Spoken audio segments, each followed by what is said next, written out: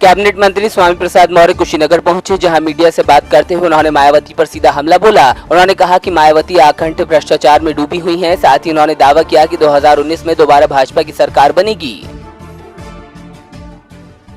माननीय प्रधानमंत्री नरेंद्र मोदी जी ने देश को भ्रष्टाचार मुक्त बनाने का संकल्प लेकर के नए भारत के सृजन में लगे हुए हैं और इसलिए भ्रष्टाचार के समुद्र में गोता लगाने वाली बहुजन समाज पार्टी की नेता मायावती इस भ्रष्टाचार मुक्त भारत बनाने के आंदोलन में कभी भी हमारे साथ कारगर हथियार के रूप में काम नहीं कर सकती है। इसीलिए भ्रष्टाचार के समुद्र में गोता लगाने वाले, भ्रष्टाचार में आकंठ डूबे हुए लोग कभी भी भारतीय जनता पार्टी के गठबंधन में सपने में भी नहीं सोच सकते हैं। भारतीय जनता पार्टी अपने बलबूते पर और अपने सहयोगी दलों के साथियों के बलबूते पर हम फिर से केंद्र में सरकार बनाएंगे। ऊर्जा मंत्री श्रीकांत शर्मा एक दिवसीय दौरे पर गृह जनपद मथुरा पहुंचे, जहां अपने निजी निवास पर उन्होंने जनता दरबार लगाते हुए कहा कि मुख्यमंत्री की मंशा के अनुरूप सभी मंत्री विधायक अपने क्षेत्रों में जनता दरबार लगाकर लोगों की समस्याएं सुन रहे हैं। अधिकारियों को भी सख्त निर्देश देते हुए उन्होंने जनता तक योजनाओं का लाभ पहुँचाने की बात कही।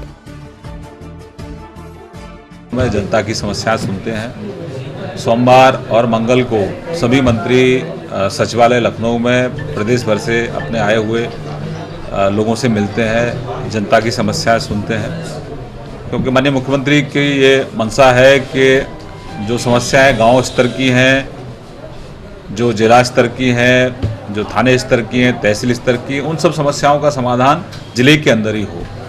और हम लोग प्रयास कर रहे हैं पूरी व्यवस्था को, थाने की समस्या को थाने तक उसका समाधान हो और गांव की जो समस्या है उसका समाधान गांव स्तर पर हो, और धीरे धीरे हम उसमें सफल भी हो रहे हैं। मथुरा की राय पुलिस ने बड़ी कामयाबी हासिल करते हुए 2 अंतर्राज्यीय वाहन चोरों को गिरफ्तार किया है। इनके कब्जे से पुलिस ने एक कार समेत 4 बाइक्स बरामद की, साथ ही एक तमंचा और 2 जिंदा कारतूस इनके पास से मिले हैं।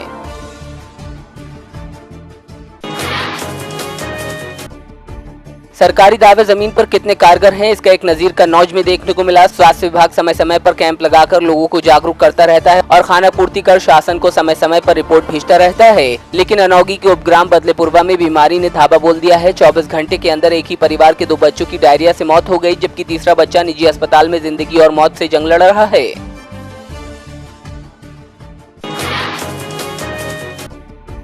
बुलंदशहर में ट्रेनी IAS SDM ने कांवड़ यात्रा मार्ग के निरीक्षण के दौरान अतिक्रमण हटाने के नाम पर दलित फल विक्रेता को बुरी तरह पीट दिया, जिसमें फल विक्रेता लहूलुहान हो गया। इस घटना के बाद SDM के खिलाफ रिपोर्ट दर्ज कराने की मांग को लेकर दलितों ने हाईवे जाम कर दिया। वहीं अधिकारी इस मामले पर कुछ भी बोलने को तैयार नहीं है।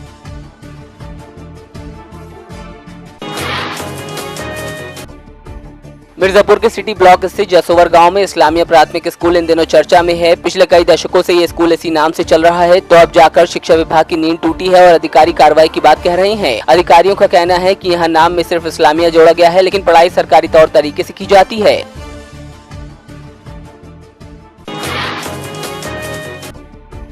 महोबा जनपद के बजरियापुरवा में जल संस्थान की लापरवाही के चलते पिछले 1 माह से लोगों के घरों में पीने के पानी के लाले पड़े हैं। लोग दूर दराज से चलकर पानी का इंतजाम कर रहे हैं, तो दूसरी तरफ एक वीडियो सामने आया है जिसमें कर्मचारी पानी के टैंकर से 1000 में बेचने की बात कबूल रहा है। अब देखना दिलचस्प होगा कि आरोपी कर्मचारी पर क्या कार्रवाई होती है, या फिर महोबा के लोगों को सरकारी पानी भी 1000 में खरीदना होगा।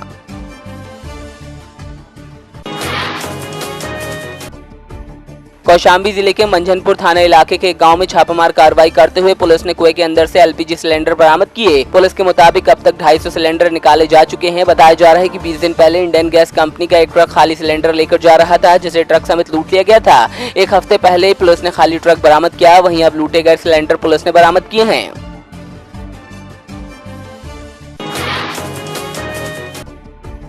बलिया के रसड़ा स्थित आदर्श प्राथमिक स्कूल भीकमपुर में स्मार्ट क्लास का उद्घाटन किया गया, जिसमें कैबिनेट मंत्री ओम प्रकाश राजभर समेत बेसिक शिक्षा अधिकारी मौजूद रहे और फीता काटकर स्मार्ट क्लासेस का शुभारंभ हुआ। इस दौरान ओम प्रकाश राजभर ने कहा कि जो अभिभावक 14 साल के कम उम्र के बच्चों को स्कूल नहीं भेजेंगे, उन्हें जेल में डाला जाएगा।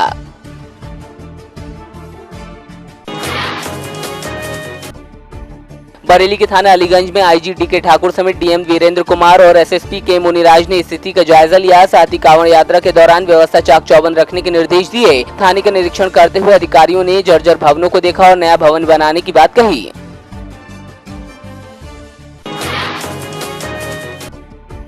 बरेली की आंवला तहसील में उप जिलाधिकारी विशु राजा ने चाइनीज मांझा बेचे जाने की सूचना पर छापेमारी की। कार्रवाई के बाद मांझा बेचने वालों में हड़कंप मच गया। इस दौरान कई दुकानों से मांझा जब्त किया गया। साथ ही कहा गया कि अगर कोई मांझा बेचता है तो उसके खिलाफ कार्रवाई की जाएगी।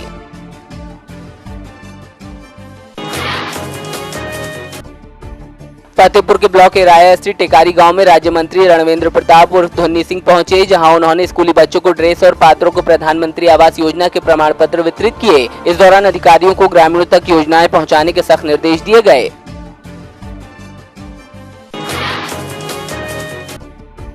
सांसद पप्पू यादव गर्दनीबाग धरना स्थल से राजभवन मार्च को निकले थे, लेकिन गर्दनी थाना पुलिस ने उन्हें रोक लिया। कार्यकर्ताओं को उग्र होता देख सांसद पप्पू यादव ने खुद मोर्चा संभाला और उन्हें शांत किया। पुलिस को समझाने के बावजूद भी जब पप्पू यादव और उनके समर्थकों को आगे नहीं जाने दिया गया तो वहीं पर धरना शुरू करते हुए जमकर नारेबाजी की गई।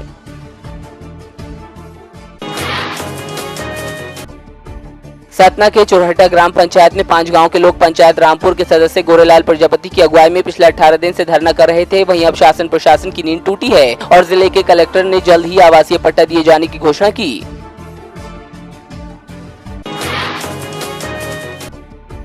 हरिद्वार में कांवड़ मेले के दौरान गंगा जमनी तहजीब की मिसाल देखने को मिली। यहाँ मुस्लिम समाज के लोगों ने कांवड़ियों के लिए शिविर का आयोजन किया, जिसमें थके हारे कांवड़ियों को खाने पीने का सामान दिया जा रहा है। जाहिर है ये तस्वीरें हिंदू मुस्लिम के नाम पर सियासत करने वालों के मुंह पर करारा तमाचा है।